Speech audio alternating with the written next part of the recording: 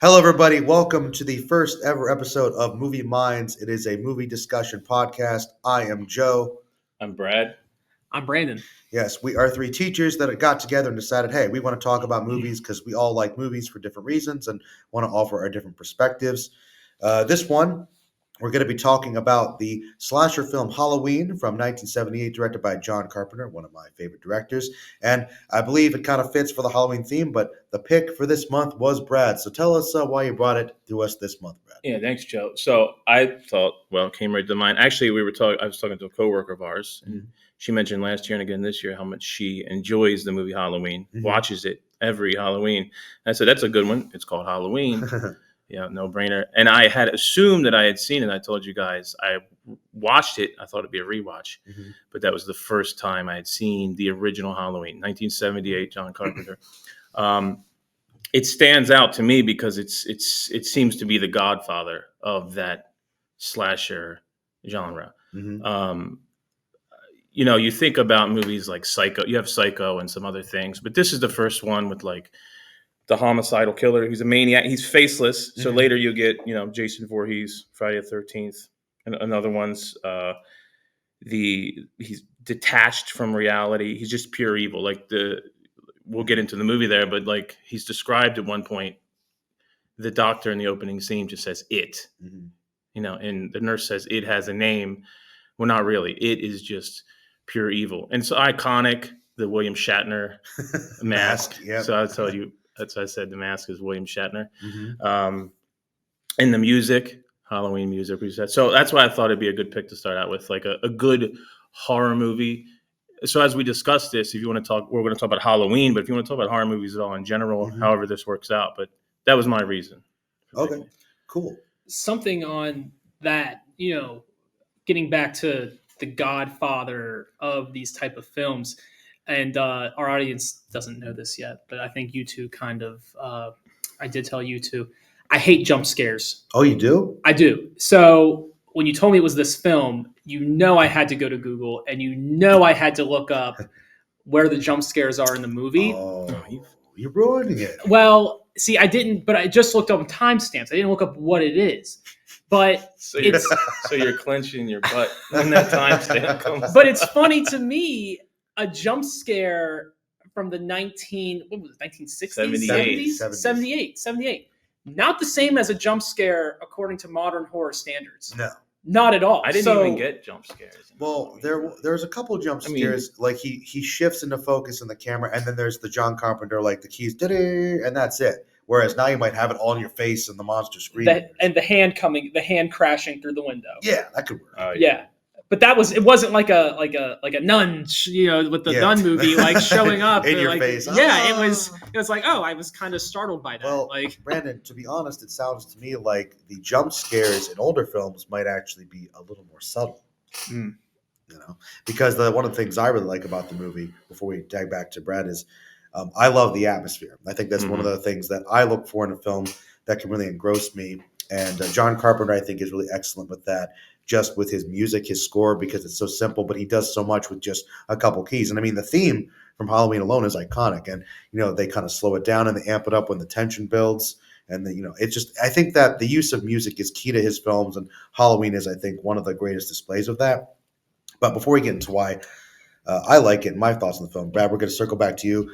Give us your review, pros, cons. Take it where your mind takes you, because this is Movie Minds. Okay, Movie Minds. That's right. Halloween.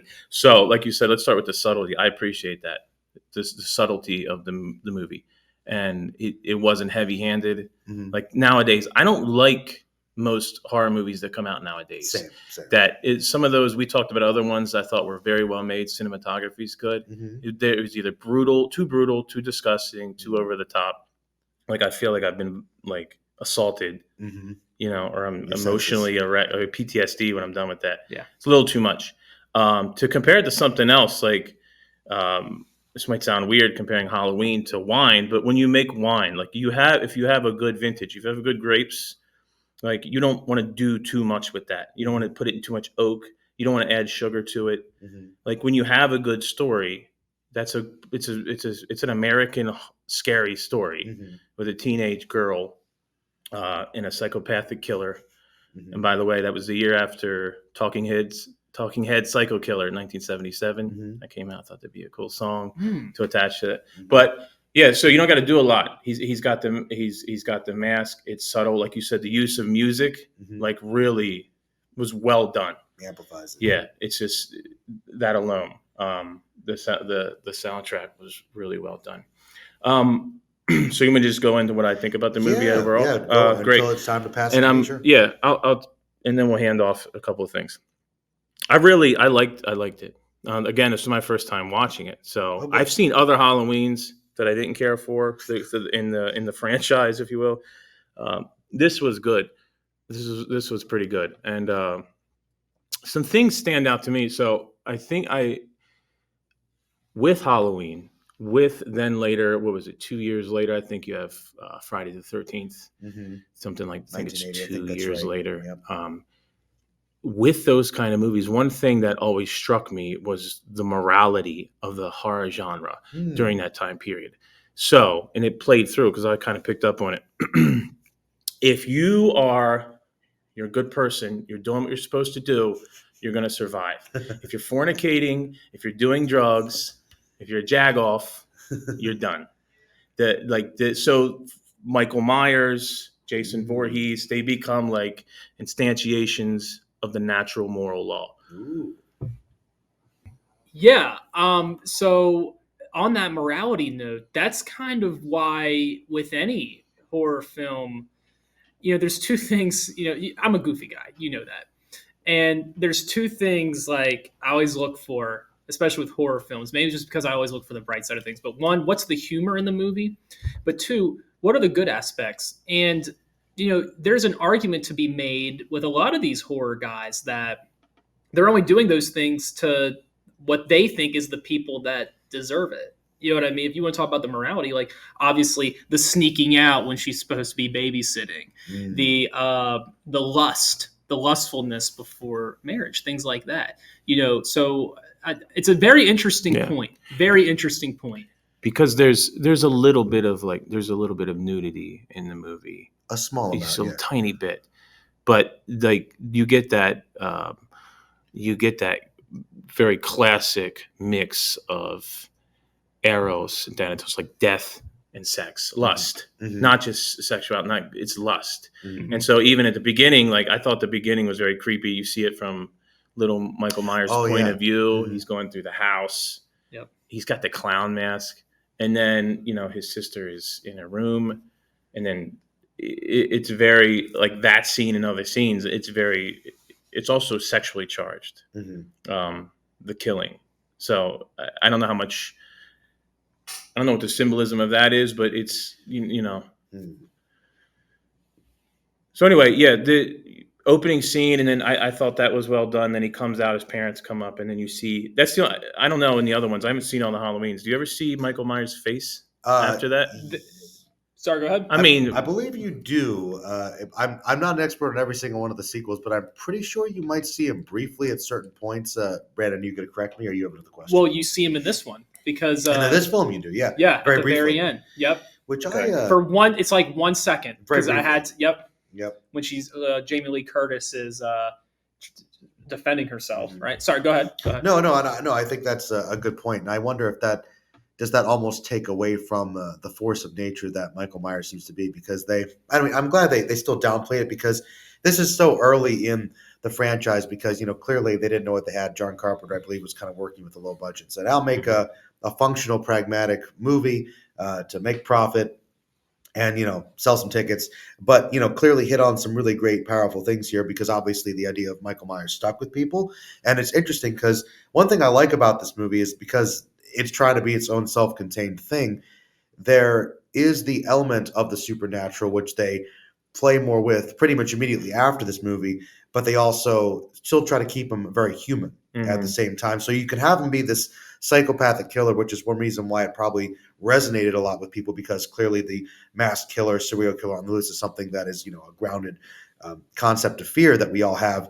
But they also play a little bit with the supernatural, like Dr. Loomis says, "Ooh, I looked at that child. I spent years trying to help him. I think it's 8 years trying to treat him, and then 7 years trying to keep him locked up.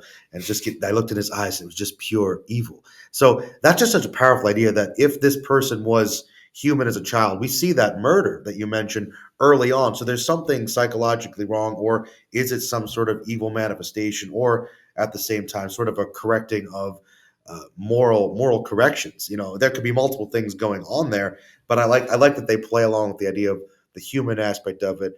Can we kill him? Can we take him out? But he almost becomes more than that because he's a personification of evil, and I think he's probably more so that than a lot of the other slashers that follow are. I think Michael Myers really embodies that, despite the William Shatner mask. Yeah.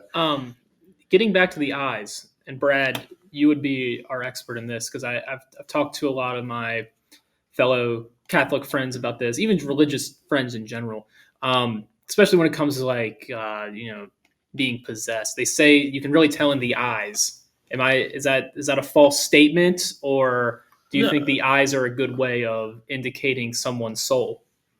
What's the saying? The eyes are the window to the soul. The window to the soul. So, and it's funny with that mask on, you see his eyes. I mean, yeah. And then in the beginning, with that point of view, from his point of view, it's like you're looking through his eyes. Is he 6 or 9 at the beginning? What is he? I think he's 6. He's pretty young. He's very young. Yeah. And there's no. I almost if I were writing that story, I would kill it with too much backstory. Like he just exists. And then you don't know what's going on. Like, why is he this way? Was there any warning signs? But that's really the great stakes about the movie. And I think another one is kind of like Jaws. Sometimes it's the fact that we don't know that much that makes it so much scarier. Mm-hmm. So I think that worked for the film's benefit. Yeah. Getting back, sorry, go ahead. No, go ahead. Getting back to the music piece and something, yes, something you said earlier today when we were talking about the budget. And I made a note of this while I was watching it. Did he have to pay anything to Blue Oyster Cult for "Don't Fear the Reaper"? Let's talk about the symbolism of that song in the movie. Oh yeah, that's pretty clear. Literally running from death. These young kids saying "Don't fear the Reaper." Death is everywhere. Absolutely. Popular and Michael song Myers at the time. is the Reaper. Yeah. And very much of the time. I think it came out like a year or two before. Yeah, that's right. I actually didn't notice that, and I've seen the movie a couple times. I didn't notice that until watching it this time. Like, oh, it's Blue Oyster Cult. Yeah. I like how Michael Myers is just cruising around in daylight in his whip. He's just going, and the doctor doesn't see him that one time. I'm like, he's right behind you when he came up. It's funny you brought that up, and that's just one of those little corny aspects of these older movies. I was watching with my fiance, which is funny. I mean, sorry, my new wife. I was watching with my wife, and she doesn't really like scary movies. But I was like, it'll be fine. It'll be fine. So it's one of the things she kept commenting on is like, does nobody just look and like see this creepy giant with the weird mask hang out in schools and in the neighborhood? Like no one's bothered by it. I'm like, I don't know, different times, 70s, whatever. It's movie's got a movie. Yeah. I like when the girls are walking and she yells something at him. Antagonize him. And he slams on the brakes. It's like, well, can't take a joke. Yeah. Like, and I'm thinking, no, he can't. Michael Myers. Yeah. To our listeners, though, a big shout out to our friend Joe for just getting married. Oh, yeah, I congratulations. know everybody else. Oh, for a second, you said big shout out, like our friend Joe. Do I know this guy? Yeah. Oh, yeah. Yes, I recently did get married. In-person shout out. Oh, yeah, thank Congratulations. you. Now we're all married.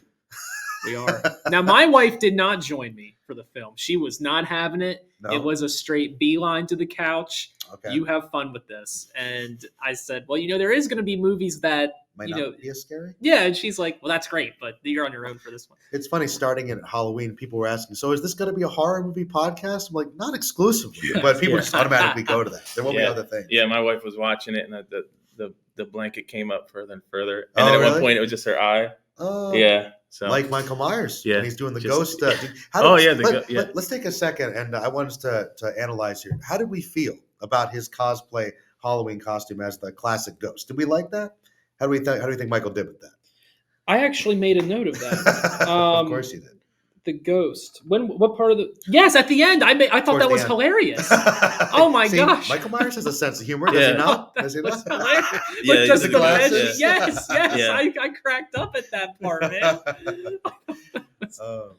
His sense of humor. No, that was pretty good. It was kind of creepy. It's creepy. Well, it's creepy because, once again, subtlety, right? Because it's just the breathing. And she keeps asking questions because she thinks it's the boyfriend who's just been murdered. By the way, Michael Myers likes to strangle people a lot and just pin them up.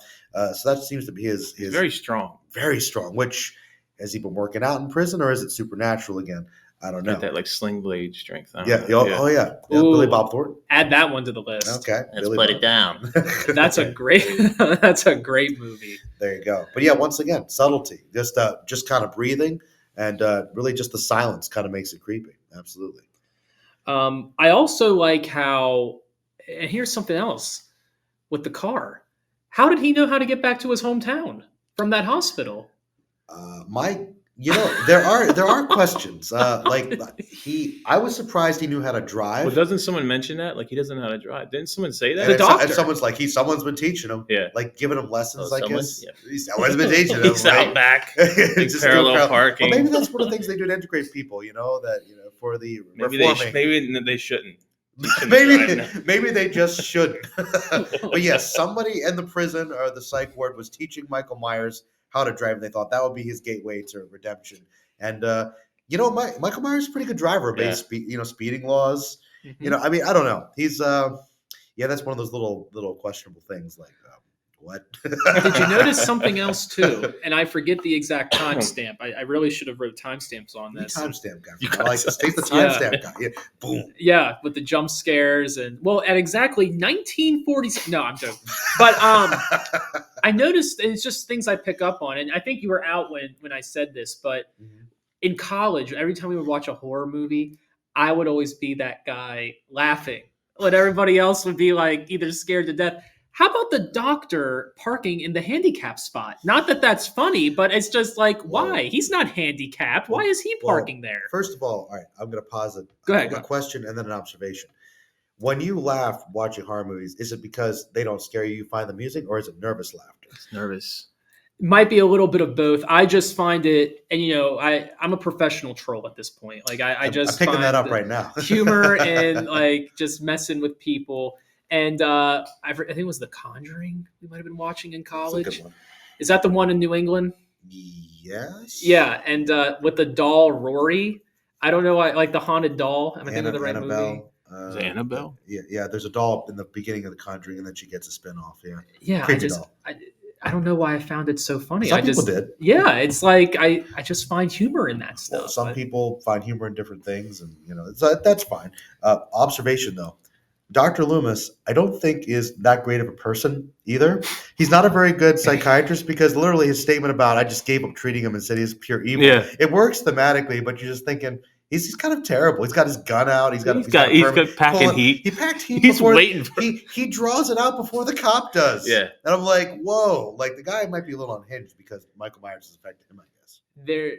So Was he go ahead. gonna? Were they were going there to pick him up? Yes. Was he gonna kill him? Good question. Ooh. Like he's reckless. Like you see those patients walking around. That's a little scary scene. Like it looks like Night of the Living Dead. They're out in the dark and they're like, Oh, he just comes out, leaves the nurse in the car. and you're right. He really makes a comment. Oh, security's pretty lax here. Whatever. We just got these people walking around. At night. Loomis. Yeah, I think that's a good point. Like he's got the piece out. He's waiting there by the bushes to bust the cap, and Michael Myers. He's ready. Yeah. He knows. He's seen the movie before. You know what else? To switch gears a little bit. One thing I remembered because this is 1978. So you really got the sense of it's constant impending doom, but also ever-present danger. One of the things I like about the older movies like that is nowadays, if you made Halloween and they make newer movies, like if you're in trouble, you just pull out your cell phone and call it. Oh yeah. They had to go. Remember, she's in her room on the phone. Like Yeah. the world was a lot less safe, Totally. but it was better for that. Like everything's less safe. You can't just call somebody on your cell phone. There's not this ever-present contact. If you're not in your house and you're running around outside, Much more danger. and it's dark, there's no cameras, there's no phones, it's dangerous. Absolutely. You see that the world is a little darker too then. Like you see him coming across the street there toward the end. He's coming from house to house. Unfortunately, Everybody's got Ring doorbells now. They would be able to see what you. well, Cutting the phone line. I was thinking as you were saying that one of the advantages is like, well, less technology but closer community. And I guess maybe it was because Halloween, but remember Laurie Strode just go out and just like, let me in. said, And they no, just close the window. I thought that was kind of funny. Not in Actually. Haddonfield after 10, you forget about No. it. Is that Haddonfield, right? Yeah, Yeah. Haddonfield, Haddonfield, Illinois. yep. Yeah, forget that. Yeah. No. And then the hospital's in Smith's Grove. There you go. Oh, Can we get a at timestamp? that. Timestamp for the- Grove. So Pan to establishing shot of. huge shout out to our listeners in Illinois, by the way. Yes. The American Midwest. I mean, Is Haddonfield in like southern Illinois? is it Because I real? noticed looked it up. the leaves were not really changing at that time of year. This is proof that we still need to do research to be better prepared for next time. I believe it's a fictional town, That's what I'm saying. and I believe it was filmed in California, as many movies are, Yeah, because that's where John Carpenter is based out of. So I don't think they went to Illinois to do that. it looked like it. Yeah. But yeah, It's actually Haddonfield, Illinois. Is it real? Halloween series is Haddonfield based on a real place. The inspiration for the film's Haddonfield was his childhood hometown of Bowling Green, Kentucky. Mhm. So there you go. Not a real place, but but inspired. inspired. Yes, Okay, sir. by a southern place. What was it? Smith's Grove? That sounds like they make ham. It The does. ham Smith Grove's pork products. Sounds good. I gotta eat some. Crazy guys driving. Smith's Grove is a fictional Illinois state hospital. These are the points here, people. Facility named after the real life town of Smith's Grove in Warren County, Kentucky. So really, we should be giving a shout out to our Kentucky listeners. Absolutely, yes. All the listeners in Kentucky, thank you. Yeah, thank you. I'm trying to keep track of the time here.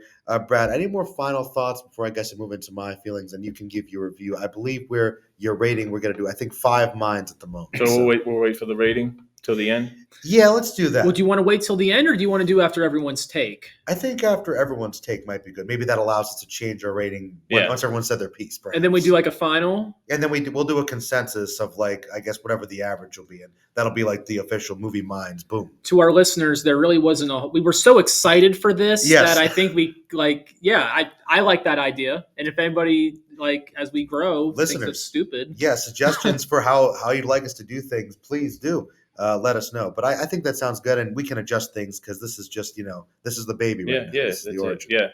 No, I mean those are my opening thoughts. Again, I'm not going to give the rating yet. I'll give you my minds at the end. Okay. But I like it. I liked it. I like the subtle. Like I said, I like the subtlety of it. It's not perfect, but it was lower budget, and it's kind of paving the way for a lot of other things. And I think it does it better than some of the offerings in a similar genre that came later. The music is really good. The use of lighting. I that one scene toward the end with Laurie Strode when in the house there, it was very dark. Like it's the whole movie's dark. It's dark. Really dark. Like, that's a good point. and it looks like it would like if you're in your house and you just don't have the lights on. Mm-hmm. It's not a fake dark. You know what I mean? Probably to save money. Yeah. Well, that's what I'm saying. Yeah. But it worked. Hey, that's wrong with it. Yeah. I remember the one scene. She's looking down. It's dark. There's a little bit of light on the couch. Mhm. You know, I remember being younger, walking downstairs in the dark. Sometimes it's a little creepy in your house at night. Mhm. My mom would had this up 2 flights of stairs. So on the first landing, there's a mirror there. Uh-huh. I don't like mirrors in the dark. I don't know why you would put that there. Huh. So I'm waiting for something to appear. That's neither here nor there with Halloween. But I'll stop it there on that if you move to yours, and then we'll come back around for the rating. Sure, absolutely. Okay. All right, I guess I'll take it on. I think of the three of us, I've seen this movie the most because I guess I'm something More than once. More than once, yeah.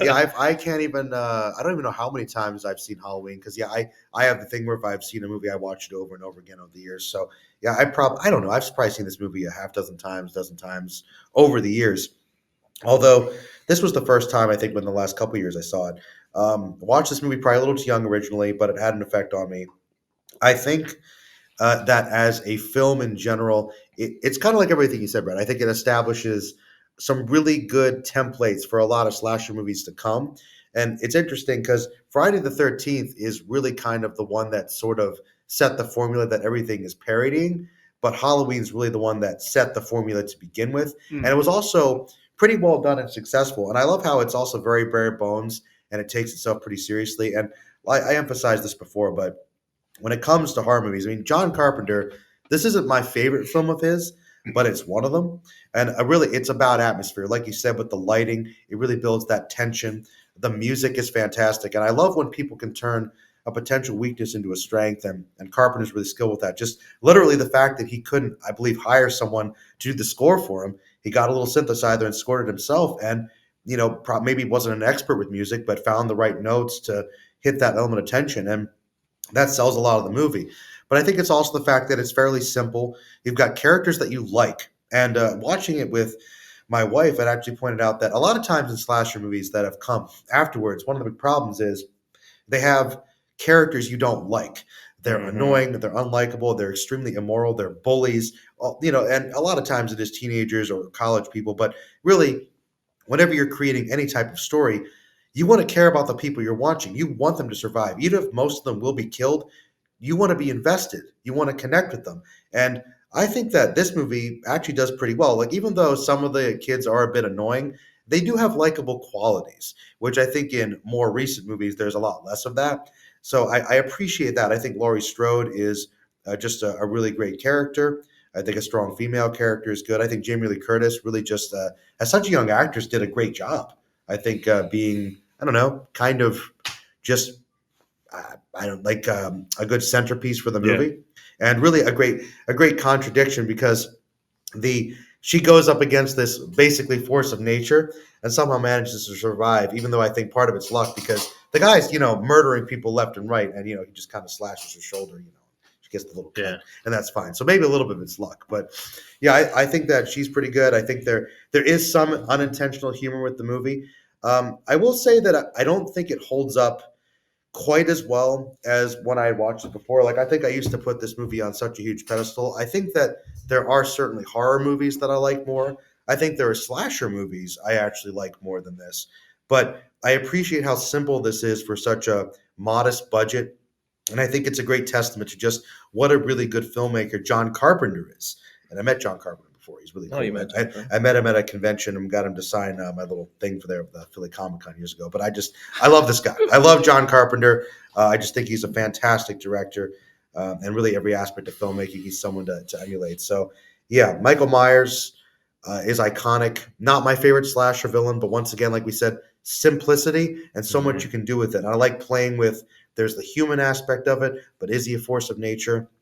So there's a lot of really great things about the movie that I think work together well. I think it's a great formula. And a little corny just in some aspects, doesn't hold up quite as well, but it's still a legend. It's still a great film. That's my piece, Brent. So yeah, I know you didn't like it as much. So tell us why we're wrong. Tell us what we missed. So I don't want to say wrong. And that's why, I love that we're doing this, because we all have, I think, different perspectives for sure. And one for me is I'm definitely a comedy and historian guy. So I don't get, and I love Marvel movies, as you know, but I don't get like really into these slasher films. I think where I first started watching horror movies was, and shout out to my friend Tyler, in college, and then a little past college. And he loves this movie. Oh. And I've never understood what the infatuation was with some of these slasher films. Because after a while, I think all of them are kind of the same premise. Sure. With this one, though, I've changed my feeling a little bit. Template. Keyword is template. Yeah. Mostly because after hearing Brad's perspective and your perspective and just talking to you guys over the past couple weeks. Do you want to call the show Perspectives? It's a show of different perspectives. Perspective point of view. We're still working title, people. It's a show about nothing. I know. Just like whatever. Anyway, I have grown to appreciate it since talking to both of you over the past couple of days.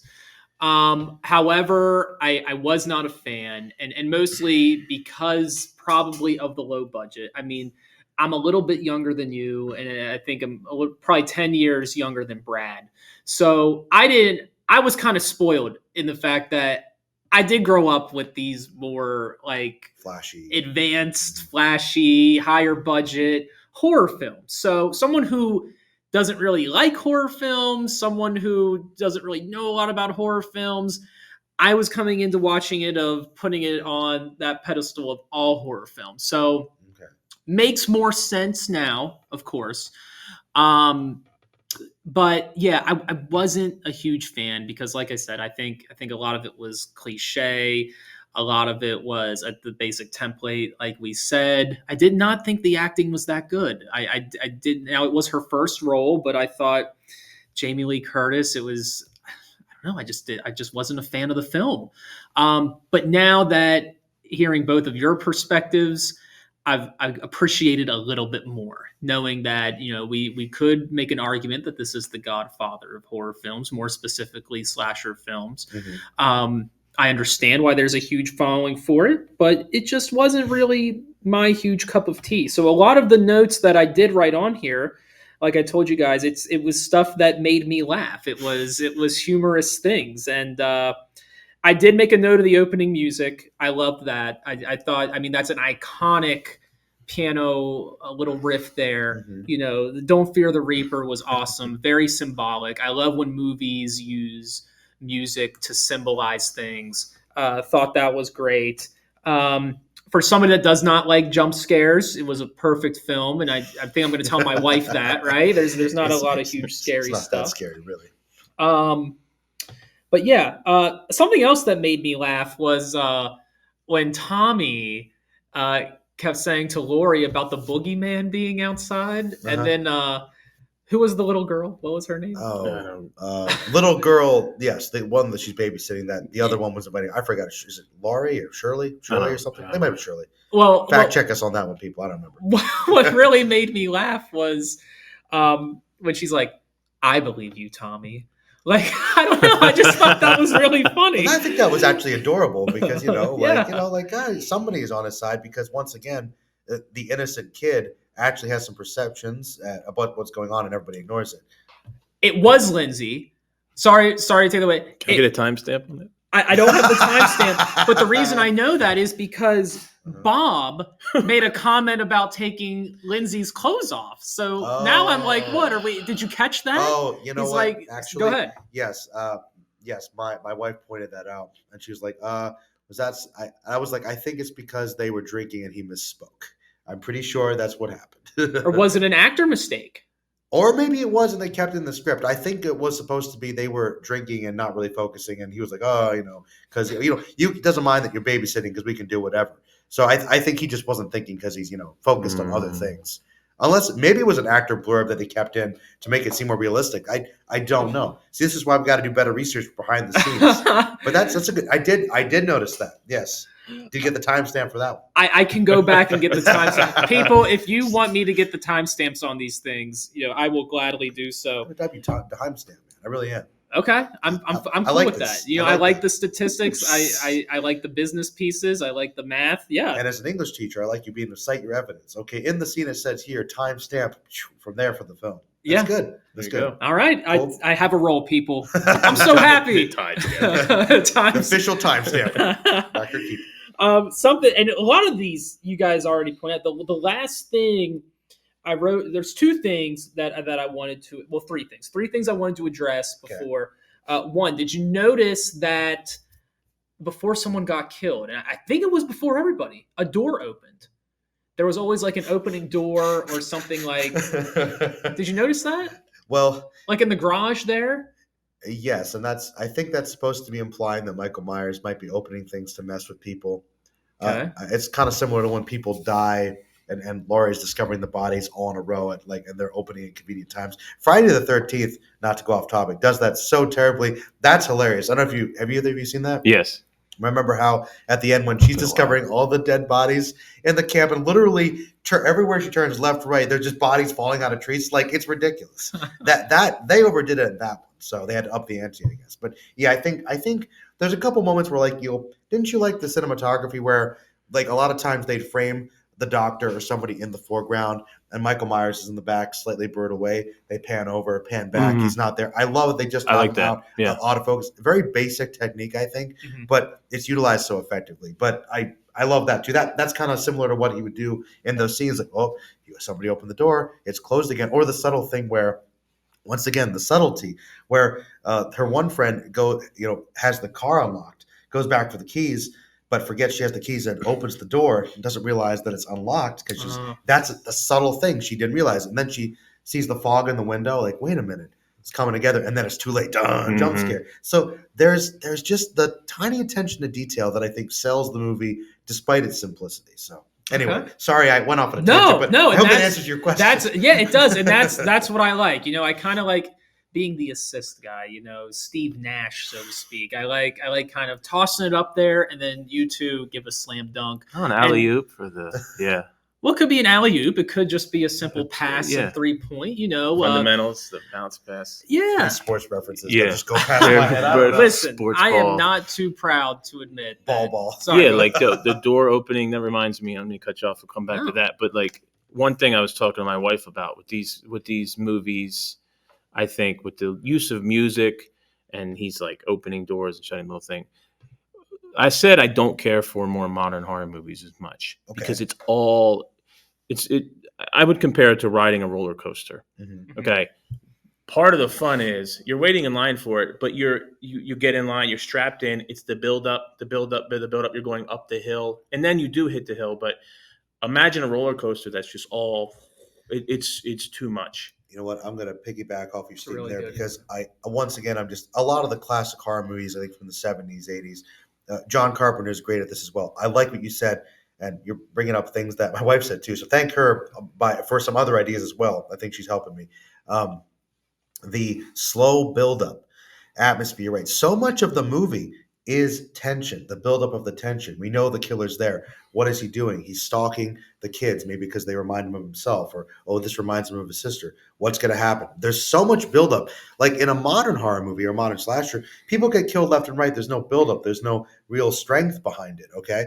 You're right. There's that lack of impact. But here, it's so much the movie's buildup, and not that much of a kill count, but the kills have impact when they happen because we've been waiting and we're worried, and then it finally comes and boom, slash. Yeah. No, that's a good take. Anything else on the doors? I guess that was one. I'll move on to your second point. Sorry. The other two are not as like, I think, metaphorical. Yeah, that was like my deep thought one. The second one, and I'm just gonna say it, Bob had it coming. I'm sorry, but that man, I was not a fan of Bob. Was Bob? I'm so bad at it. Bob's glasses guy, right? Yes, Bob was the glasses guy. Oh man, okay. Why do you think Bob had it coming? I just didn't think he was a nice guy. I really didn't, and maybe that's why I sympathize with Mr. Myers. Let it be said, Mr. Myers, sympathetic protagonist of the film. I just thought Bob was kind of a jerk, taking advantage of the girl, and that was my initial thought too. I think upon my initial viewings of the movie. But once again, I think there were some subtle things that maybe indicated that he didn't quite have it coming. Remember how I mentioned this movie tries to make its characters a little more likable? I think that there was some exchanges between them that were a bit friendly. And I think that actually is more on part of the lady, the girl. What is her name? This character's name? The one who says totally all the time. Oh, yeah. Dude, I did not write her name down. Bob's girlfriend. There is some subtle Was it a exchanges there. girlfriend? Sorry, go ahead. I hope so. I don't know. It's two young people doing something. So I think there was some interplay there where he's like, he's like, oh, get me a beer. She's no, you get me a beer. And if he was really a jerk, he could have really been like, no, you get it for me. Or they could have played him up to be much more of a jerk, taking advantage of somebody. But he has some humor. He gets up. He does have. It shows that there is some chemistry and that they are a little more equal of a footing. That's something my wife actually pointed out. Because when I initially watched him before, I think I dismissed it as he's the jerk guy. Just he wants sex, nothing else, and then he's not interested. But no, I think with his performance, believe me, I've seen slasher movies where there are guys who are jerks. So just as comparison, I don't think Bob was too bad. Okay. Maybe he had it coming in terms that he's in a slasher movie and he shouldn't be breaking the rules of sleeping around and drinking beer, but I think he was okay. Okay. Listen, I don't think the man deserved to die, but I don't know. You said he had it coming. I mean, there's only one result in this. Listen, movie. I just went with Bob. it was. By the way, for our listeners at home, I actually watched this movie at midnight on Halloween. on Friday the 13th. Friday the 13th. I'm not a time traveler.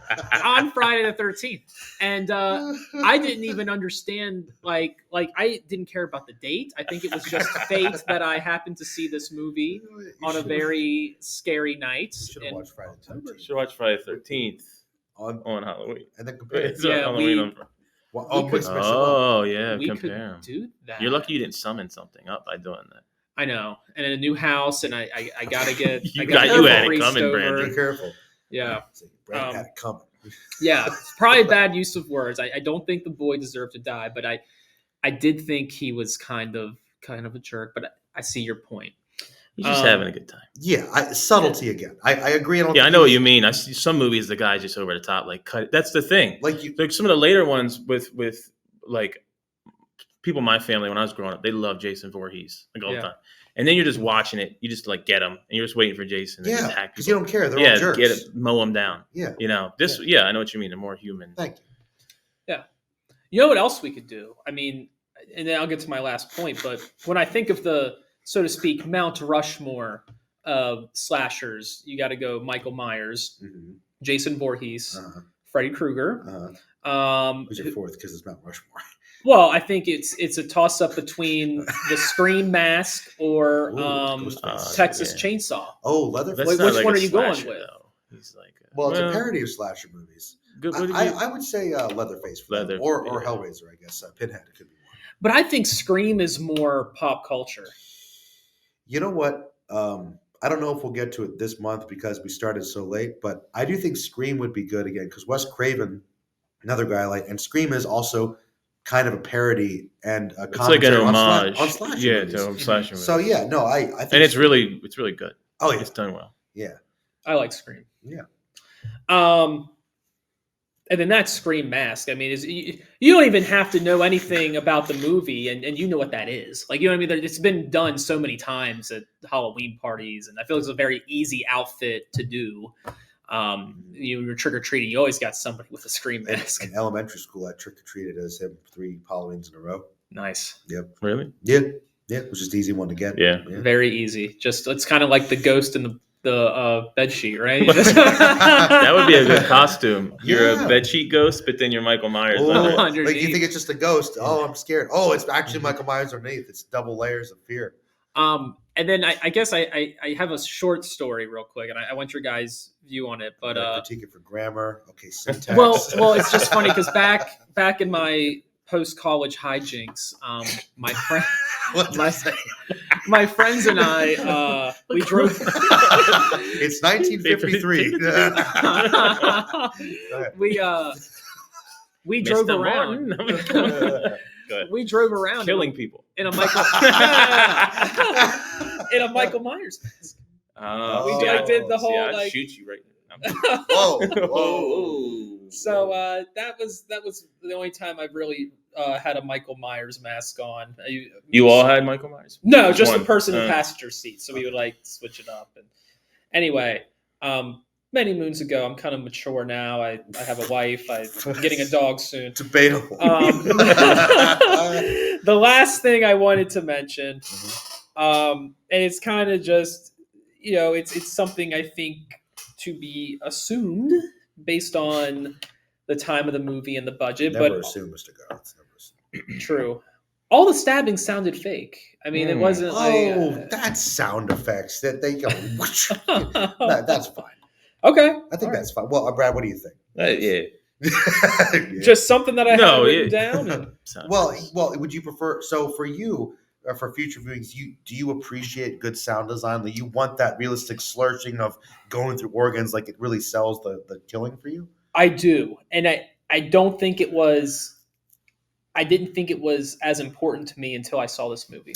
Well, I think I appreciate great sound design too. It's actually a kind of a passion of mine anyway. So I agree. I think you also have to remember when you're reviewing movies or any older piece of art, think about context. Because remember, if this was an old theater in the 70s, that probably worked for a bunch of people. Yeah. We're not going to analyze it with high def Blu-rays, and so keep that in mind. But you're right; it probably sounded fake, but I think that adds to the charm. Yeah, it's also it's like operatic even. It's like theater. Like you want to hear it.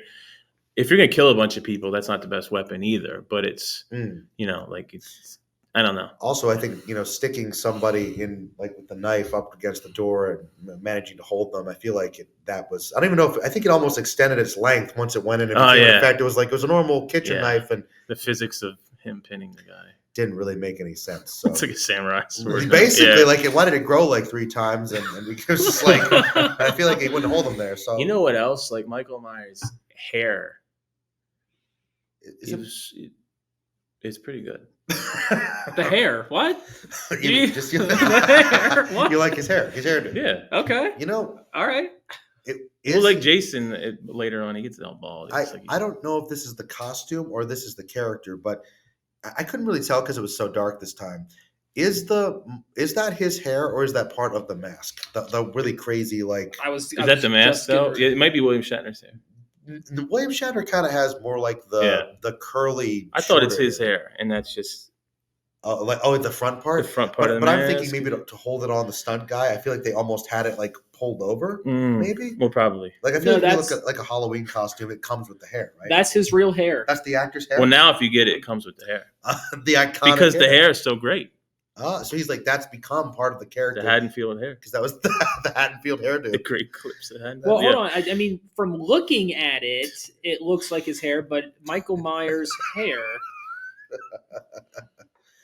That might be part of what hair to use for Michael Myers mask. What color is Michael Myers' hair? Tips, people, for your future Halloween trick or treating. So I think parties. Better said was Michael Myers.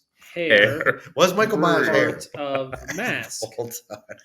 ChatGPT. It was hair the whole time. Oh, don't trust that as a source. Okay, you ready?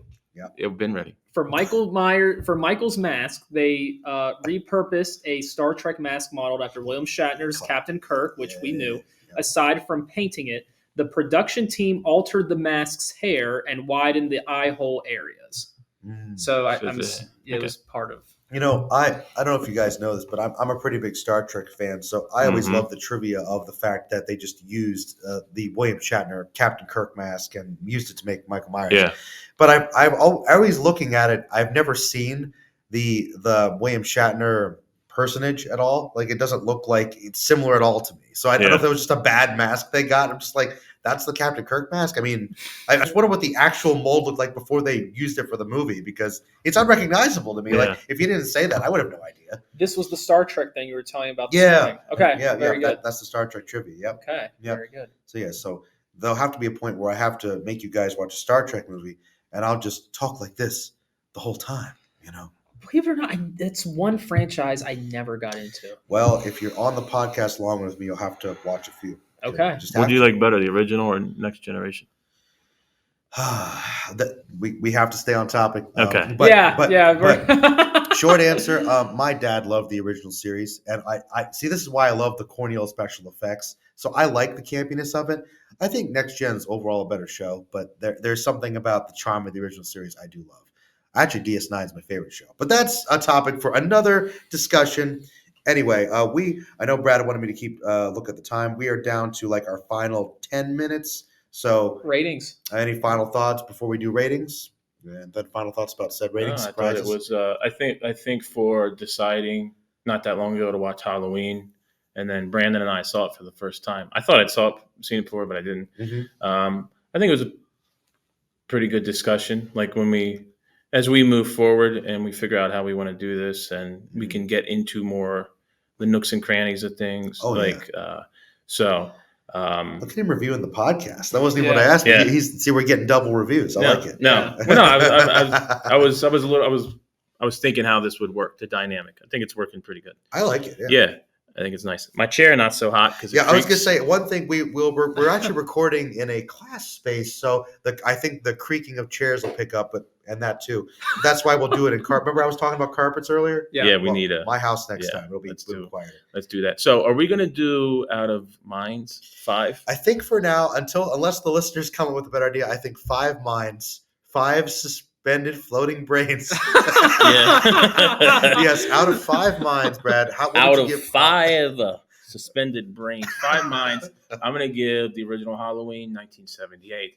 I'm going to give this 4 out of 5 brains, Oh 4 out of my 5 minds. That's 4 out of 5 for me. You heard it here. All right, 4 out of Okay. 5 for Brad. I'll go next, Brandon. Okay, since All right. that's the way we're going now. Brief mini summary review.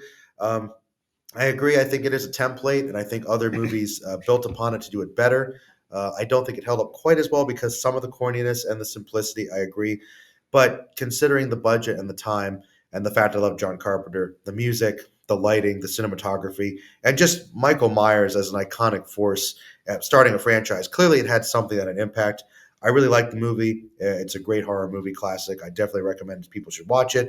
I'm actually with Brad on this one. I also give it 4 out of 5 minds, or as I like to call it, floating suspended alien brains, or whatever this is. It's a funny image. But yeah, 4 out of 5 for me. Pretty darn good. Okay. Well, Half a mile. if you would have asked me On Friday. on Friday after I watched it, probably would have given it 2. But since I was able to get my mind around the historical piece of it, the importance that it's had to cinema, the different takes.